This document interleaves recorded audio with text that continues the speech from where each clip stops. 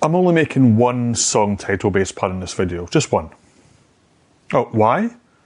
Because you're going to have to watch to the end to make sure you got it. So how did I end up with Moonwalker on the Master System as a child?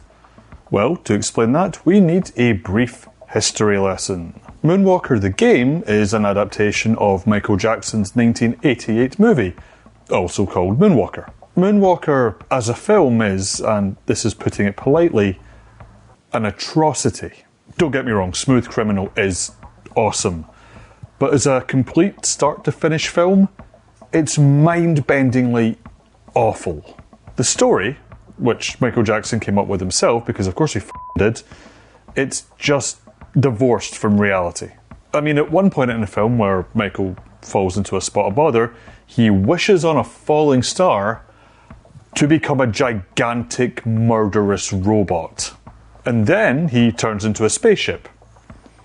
Okay, when I say all of that out loud, it does sound awesome. You're going to have to trust me, it really isn't. I'm fairly sure this film only had two intended audiences: hardcore Michael Jackson fans and 4-year-olds. However, in 1988, I was both of those things, so I loved it. Which is how I ended up owning Moonwalker for the Sega Master System. So, briefly stepping away from the insanity of its cinematic inspiration, how does Moonwalker the game actually play? Well, Michael generally goes around exploring different stages, which are split into 3 rounds, rescuing a small town's worth of kids who have been kidnapped and put into random cupboards by Joe Pesci, because he wants to give them drugs. I want every kid in this whole world to take drugs because of me. Because of me. I want everybody to know. Everybody. In order to rescue the kids, Michael struts, jumps, moonwalks, and punches bad guys in the balls so hard they literally fly off to heaven. Michael can also find a magical flying death hat, which seems oddly familiar. For the most part, Moonwalker feels pretty good to play. It's responsive and consistent with decent controls and collision detection. However, solid mechanics mean nothing if they're housed within crap levels, and Moonwalker's level design isn't as consistent as its core gameplay. With that in mind, let's compare Moonwalker's best and worst levels, neither of which actually feature in the film. The best level is the Graveyard, despite not using Thriller for its music. Regardless, it does a great job of introducing the player to its specific gameplay quirks.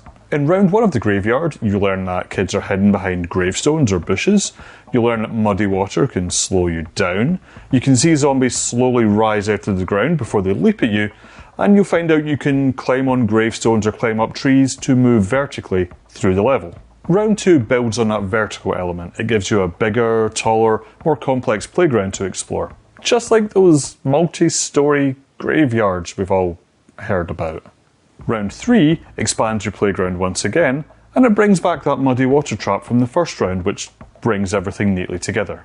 What I like about the Graveyard stage is that it teaches you the rules, it gives you the tools, and then ups the challenge in reasonable increments. It's a great example of how to build a sense of challenge and progression.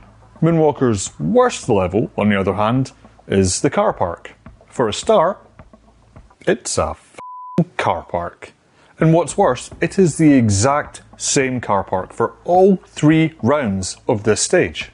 Just rows of cars with a lift at each end because it's a car park. Instead of exploring the stage and navigating challenges like the caves in stage 4 or the teleporters in stage 5, you just move from car to car, finding children. Or bombs. I'm fairly sure that counts as domestic terrorism. Anyway, we also have to talk about the last 2 stages of the game, because they are completely different to the rest of the game. Infamously so. The last 2 stages take everything you've learned so far in the game, and then flings it aside like a magical murder hat. In the second to last stage, you turn into a giant robot, just like the film, and then you mow down scores of Joe Pesci's employees. A lot of people say they find this stage difficult, and Michael's laser beams move so slowly that he may as well just be sending bullets by post. But if you can get into a steady rhythm, it's actually not that bad. The last stage though, it's just cruel. Cruel and unusual and cruel. In the last stage, you, as Michael Jackson, except now he's turned into a spaceship, need to destroy 4 missile launchers that have been built into the side of a mountain and only occasionally pop out from behind their armoured doors. Now you might try sitting in front of one missile launcher waiting for the door to open, but if you do that, the door will in fact never open, so instead you have to hop between missile launchers basically at random and hope you get lucky. Also, the missiles that are being fired at you, they are homing missiles, and they are the good homing missiles, alright? Joe Pesci did not go cheap. It's no exaggeration to say this stage is hard as balls, especially if it's your first time playing it. In fact, I can fully believe there are people who have never got past this stage due to its difficulty, and honestly, it's a terrible way to end the game. It's the final stage of the game, and yet it employs none of the skills that you've built up in all the stages leading to it. And between that and the difficulty spike, it just feels like there's no way to actually beat this stage on your own merits, as opposed to just getting a lucky run at it. It's such a shame, because the bad taste that stage must have left in the mouths of countless gamers overshadows all the good stuff that came before it. All the things you've enjoyed, like the levels of the songs, gone. Even the magical murder hat isn't coming back this time. I talked about the context that surrounds Moonwalker as a game at the start of this video, and in truth, it's impossible to put that context aside when you try to review the game. Put it this way, we've got a saying in this house. There's famous, and then there's Michael Jackson famous.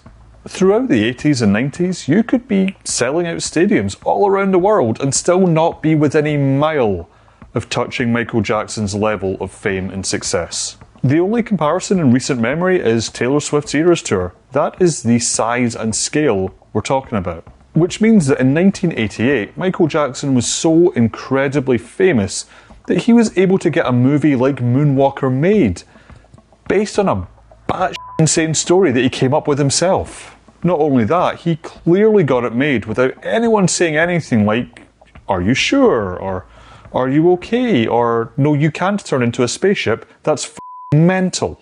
And that fame conceals a harsh truth. If this was just a random platformer and not the Michael Jackson game, nobody would be talking about it right now.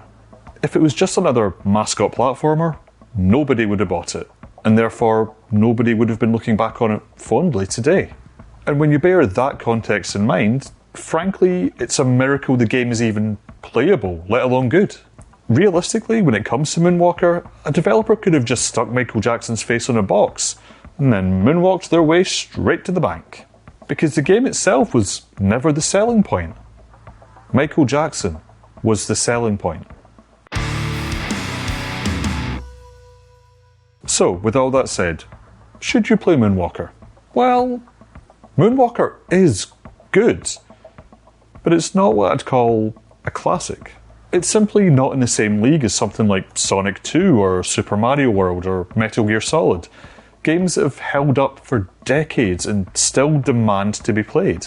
While Moonwalker the film represents Michael Jackson at his absolute best, Smooth Criminal, and also at his absolute worst, every part of the film that's not Smooth Criminal, Moonwalker as a game is just fine. Don't get me wrong, if you had Moonwalker when you were a kid, or you're just a massive Michael Jackson fan, there is definitely enjoyment to be had here. But it's one of those, But it's one of those games where your level of enjoyment is going to depend heavily on your personal connection to it, rather than it just being good or bad. It's just not the kind of choice that's black or white. Here's something fun to think about. While the story for Moonwalker the film was done by Michael Jackson, the actual screenplay wasn't. That was done by a guy called David Newman.